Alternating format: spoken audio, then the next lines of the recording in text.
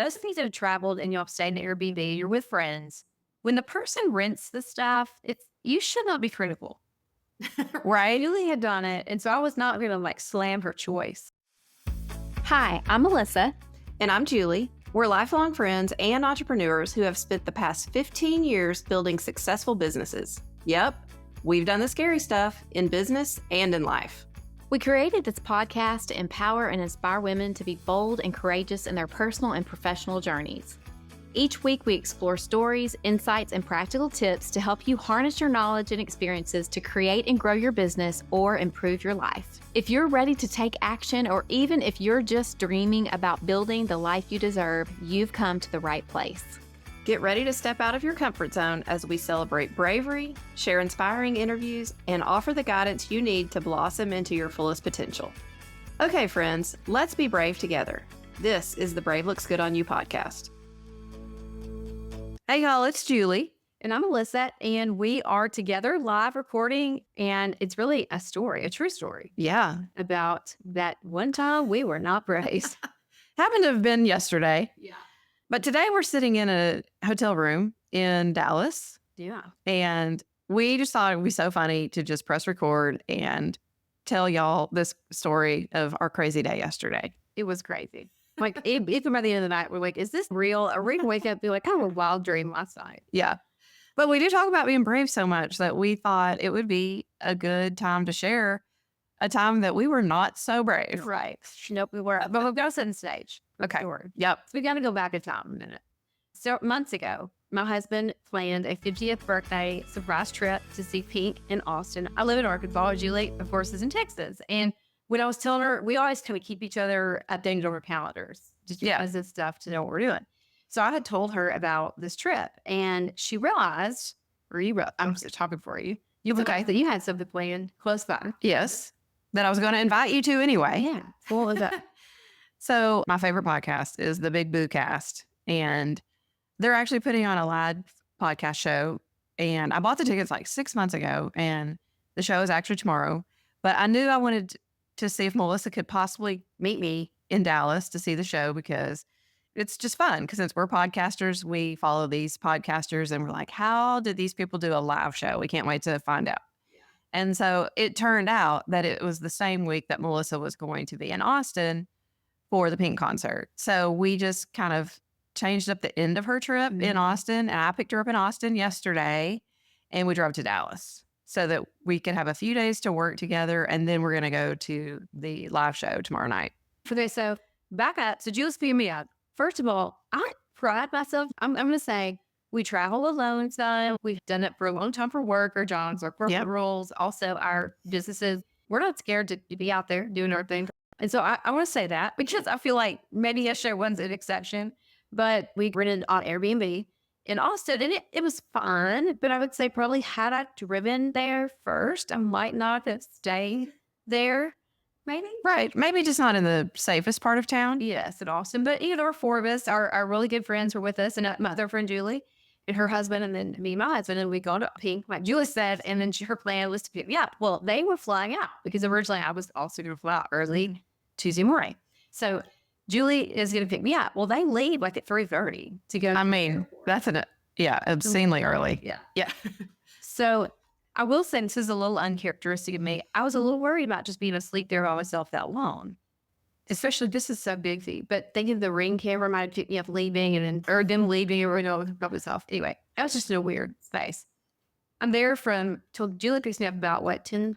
I got there about 10 a.m. Yeah. So I stay awake. So this is why what happened could have been in my head, because I was so tired. Like, sleep deprivation is the finest. So she picks me up. We grab some food. We're on our way. We even have a business coach that we work with. We have that scheduled. We're going to be in person on the phone with her, and we pull into, not once, but twice. We go to Buc-ee. Yeah, which Buc-ee stops are always fun, right? Yeah. I mean, we got gas. We had to put air in the tires because suddenly it got cold, and then the low tire pressure light came on, and we were like, okay, we got to take care of this. We did that. There we were. Yeah, air in the tires, and I was screwing a little tap my plane. We had it going on. We got some food, did our business coach call, the second Buc-ee stop. Great day. So we're heading out. It's going to be perfectly timed for our 3 p.m., 4 p.m., whatever it was, arrival at the house that Julie had rented in Dallas. So we, are in that terrible traffic. That is next level traffic. Yeah. Traffic. Oh, for sure. That's great. Not ideal. No. And definitely brave for me. You driving a big city. I don't know. I've got to set the stage for all the things that we could have done. So we're short driver. Well, Julie, you're focused more on the GPS. Oh, yeah, for sure. Because I'm, obviously in a place I've never been before. So I'm trying to find this house that we've gotten on Airbnb. So she's not really focusing in on the surroundings like I am. I'm already going, okay. Interesting. It's getting a little sketchy, a little sketchy, a little scary and sketchy. I may have said I don't remember what I was saying. Julia was probably tuning me out because Well, you were trying to be nice and polite and non-judgmental. Yes, because let's back this up. Those of you that have traveled and y'all stayed in Airbnb, you're with friends.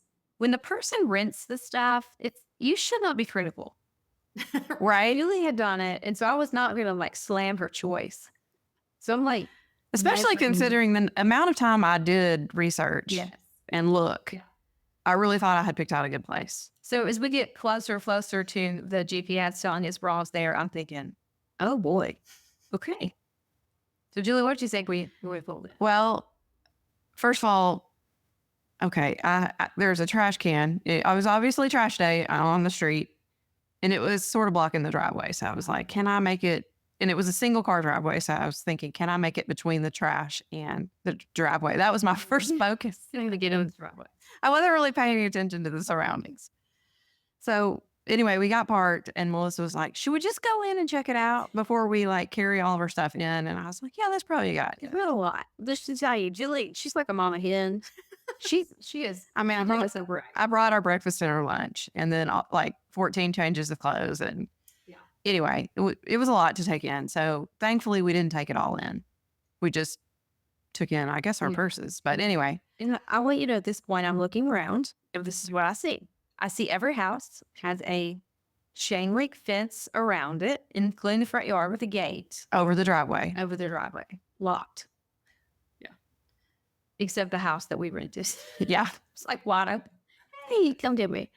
But it was super nice. We walk in, and it was clean. The interior looked like the pictures.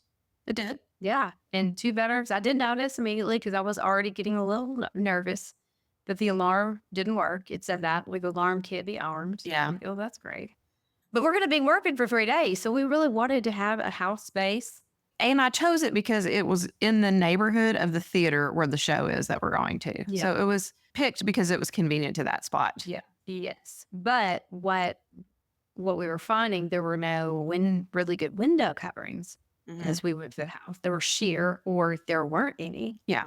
Namely, the big window that looked out the kitchen that was to the front of the house, the street. And it had no coverings at all. None. And so I knew at night when we were in there, it would be like, well, we can see exactly what's going on in there. Yeah. So that was kind of a little bit of an alarm for me. Initially, I was fine. I was not. Way more fun than I was. Yeah, Melissa was like, but we sat down on the couch. She was like, are you at all a little bit nervous?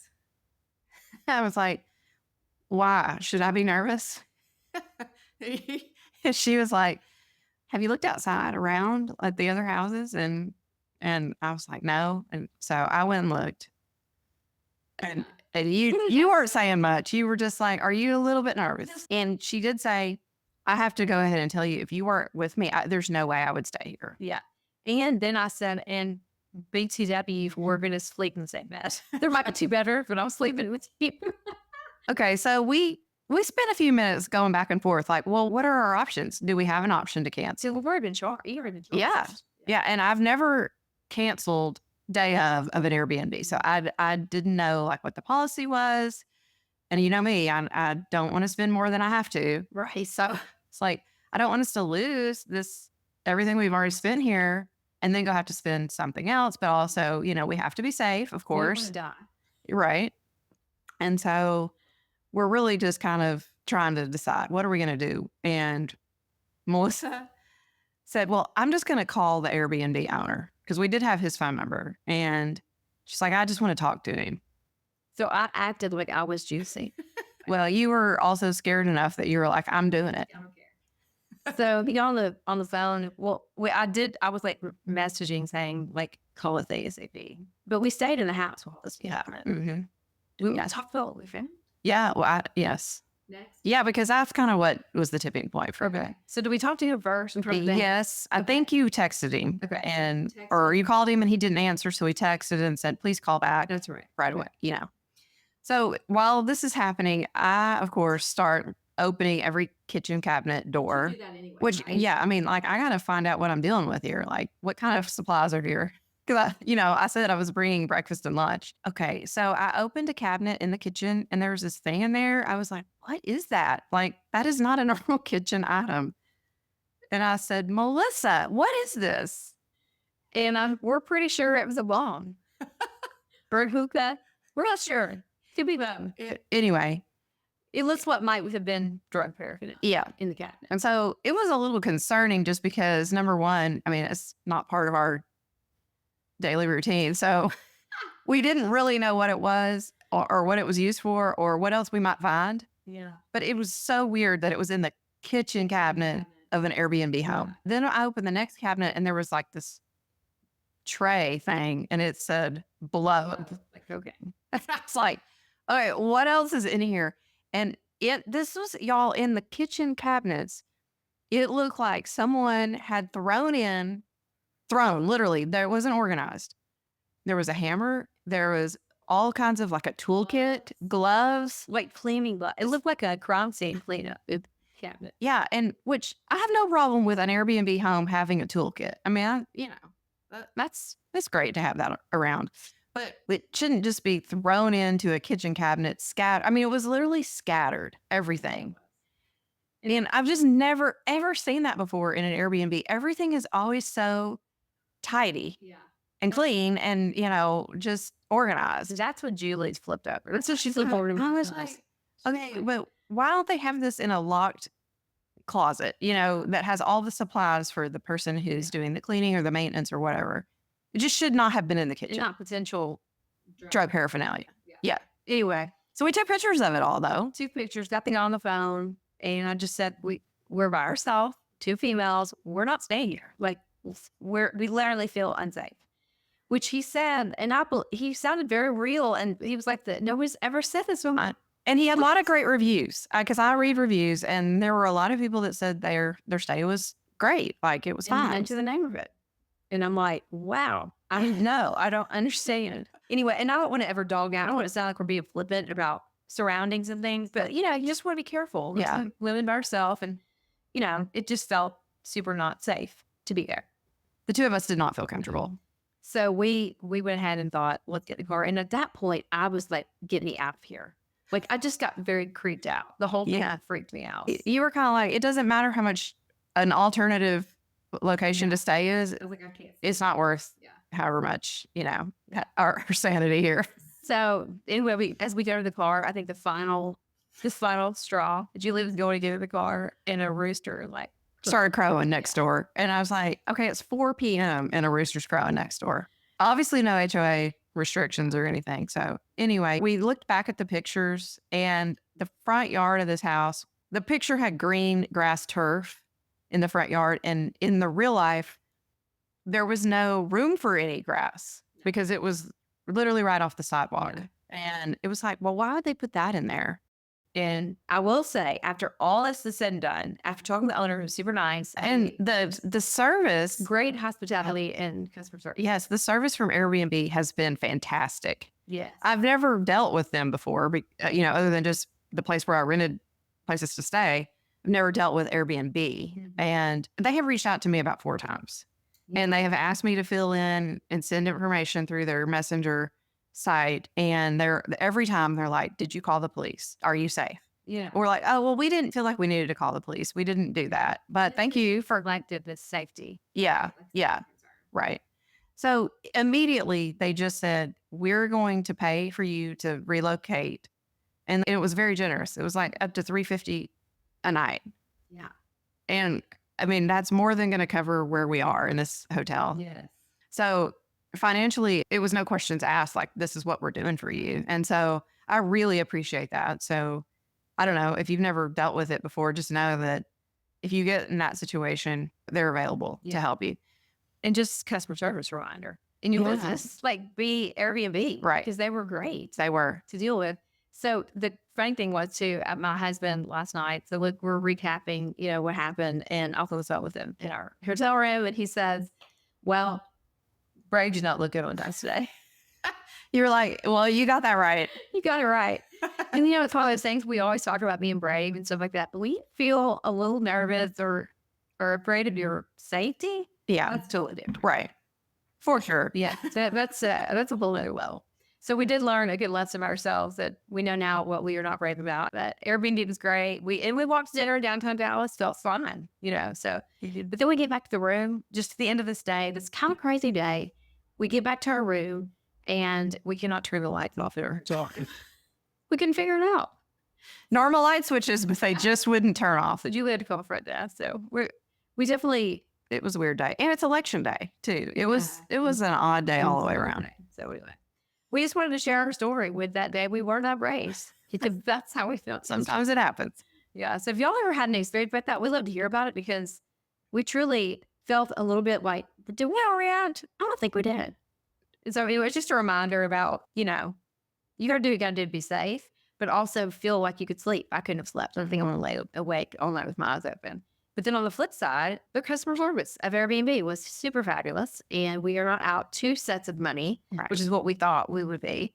And so that's great that they were going to reimburse the hotel. So it all worked out and we're heading to the podcast thing tomorrow. Yeah. We're super excited about that. Anyway, we just wanted to share this with you guys and have a good laugh at our expense, picturing us grown women running out of their Airbnb. With the rooster crowing behind us. That's right. Remember, even if you're not always courageous in those kind of moments, that Brave does look good on you. Bye, y'all.